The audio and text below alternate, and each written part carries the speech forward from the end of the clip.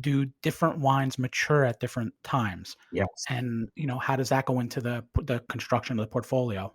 Hold time is extremely important. In general, I would say wine is a pretty long-term asset class because the things that really drive the price appreciation are A, supply and demand, right? Say we produce a bunch of wine here in 2021, 10 years later, there's going to be less of that wine from this year around, right? Because Mhm. global consumption. And then number two is the natural aging process of the wine. Depending on which wine, which region, which winemaker, there are different sort of peak maturity time windows in which that wine is believed to have aged to its top potential. For some wines in Bordeaux and Burgundy, it could be 25, 30 years from the release date. For maybe other wines, it could be 10 or 15 years. Mhm.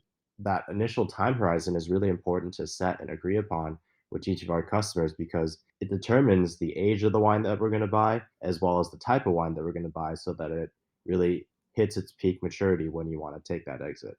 Is the actual asset liquid, or are there certain points, where I can sell or when it makes sense to sell? You can absolutely sell at any time, but I think when wines are getting closer to that peak maturity period is when you see more liquidity, more price action, more demand. Mhm. Not to say that you couldn't, buy wine and sell it tomorrow. We've seen that before, but most of our clients have a longer term outlook on it.